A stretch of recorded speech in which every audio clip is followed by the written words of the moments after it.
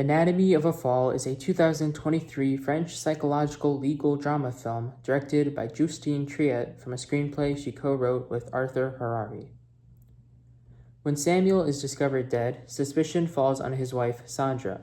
As the investigation unfolds, it reveals the couple's deeply troubled relationship. Alright, so I've watched Anatomy of a Fall. This is a Palme d'Or winner, Oscars original screenplay winner as well.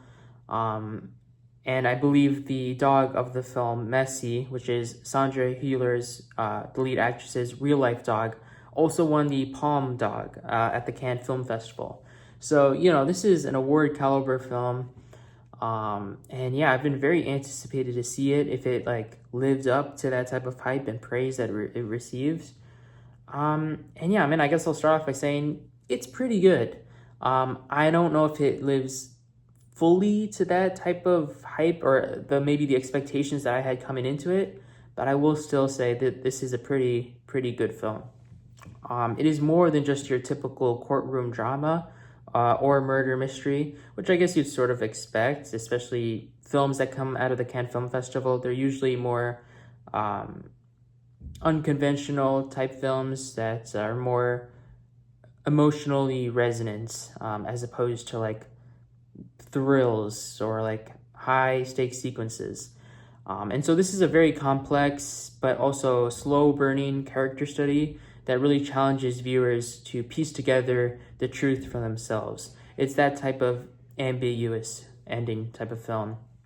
And so yeah, the film's ambiguity about the central death invites very deep reflection, never fully confirming whether... So obviously in the film, the character goes to court for the crime, and there is a verdict towards the end. But as the viewer, you're never really sure... It's never really confirmed to the viewer, it feels, if the character is actually innocent or if they're guilty. And to me, that's sort of cool. It kind of adds this whole emotional and psychological depth. And so I was definitely thinking about this film shortly after watching it.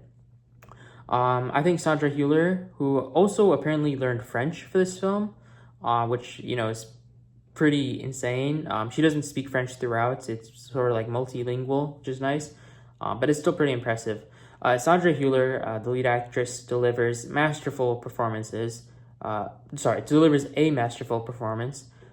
this very prickly, emotionally distant woman who goes on trial. And it is, genuinely one of the standout performances of 2023. I'm so glad she was an awards contender. I believe she won the César Award, but I wish she would have won American mainstream awards. I do definitely think all of the hype was going towards Emma Stone and Lily Gladstone from Killers of the Flower Moon. But yeah, I'm glad I watched this film because I remember watching the Oscars and I was I'm not too familiar with who Sandra Hüller was.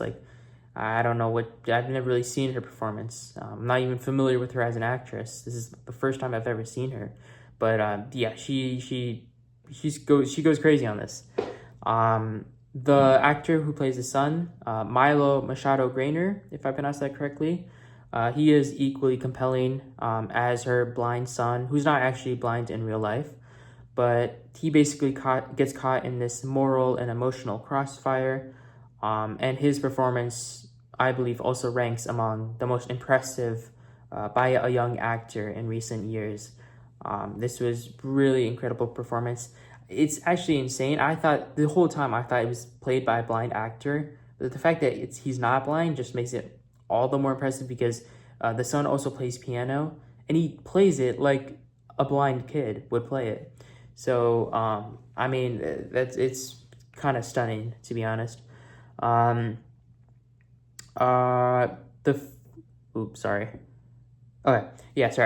film's craftsmanship, I think, also elevates it well above the more cliche and procedural territory. Again, this is a courtroom drama, but I never really felt I've seen this before, or they're repeating this over and over again. This really felt original. But I do say, I think it could have felt like an episode of Law and Order, but it wasn't. It became something a lot more nuanced and a lot more cinematic. The courtroom scenes are probably like 70% of the film, and they're definitely the most gripping, the most sharply executed scenes throughout. One of the I'm blanking on the actor's name, but the actor that plays the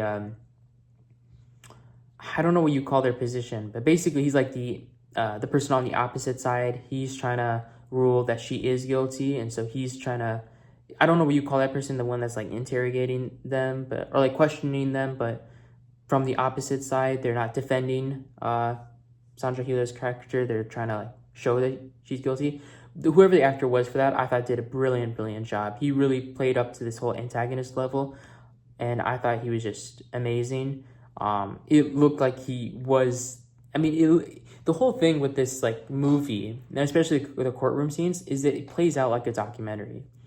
And so I do think that could be a con as well, depending on how you look at it, because the repeated back and forth structure did sometimes feel slightly overlong. But I think thanks to like, the acting, of course, from that guy and, from everyone else in the room, to the camera direction and movements, it did elevate it to a more nuanced and original take on a courtroom drama scene. But I think overall, yeah, there was sometimes the back and forth was just a bit overlonged or a bit prolonged. There is my favorite scene in this film by far. There's a very particularly memorable flashback argument scene between Sandra and her husband who dies.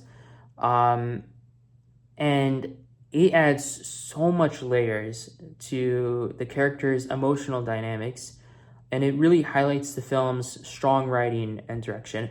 That scene is like peak writing. Like Sandra Hüller gives like a monologue, and that monologue not only certified her as one of the awards contenders rightfully for that award season, but also just certifies, that this film definitely deserved Best Original Screenplay. Because that was peak writing, that was, peak performances, peak direction, that argument scene. So that was amazing. I touched on before the multilingual dialogue. I really loved how she sort of went back and forth on French and English. That to me just enhanced the authenticity of her character and of the story. And I thought it was just integrated seamlessly. And yeah, I mean, not every question is answered in this film. Of course, ambiguous, that type of film. But I think it definitely, at the end, rewards patient viewers with a very deeply human and emotionally resonant experience. The payoff does feel good at the end, It doesn't feel like, oh, I sat through all of this just so to not know if she really is, guilty or not. It felt like, this was a very, in a way, it's a very life-affirming film. This film talks a lot about mental health and depression, and suicide. And there's this other very beautiful flashback scene from the father, and obviously I'm not going to spoil it or anything, but it is sort of life-affirming in a way. And, you see, I mean, it touches you deeply, more than any other film. And so for that reason alone, I always love films about mental health and that shed light on that. So, of course, I am glad it won the Palme d'Or at the end. I think it's very, I keep repeating, emotionally resonant, but I thought that was brilliant. There's just a brilliant theme throughout. And I guess it might not reach the towering heights of past legal dramas, such as, Few Good Men, I don't know, To Kill a Mockingbird. Of course, those are like classics, but I mean, again, it did like win lots of awards. So you would think that this would also be long lasting as those films, or at least have that type of legacy. But I kind of don't really see it having one. I'm not sure if this movie will be as memorable as some people might think. But either way, Anatomy of a Fall stands as a very tightly constructed film, and a very affecting exploration of truth, of family, of perception. And I mean, at the end of the day, this is a very human, a very raw film. It's sort of, again, I mentioned before, it reads like a documentary. The performances are that much real. And so yeah, overall I enjoyed the film. I'm gonna give Anatomy of a Fall an 8 out of 10. Just a few things here and there I sort of nitpicky that I had sort of flaws with, but overall still a good film. I'd say worth the hype. But yeah, I mean that's pretty much it. Hope you enjoyed. See ya.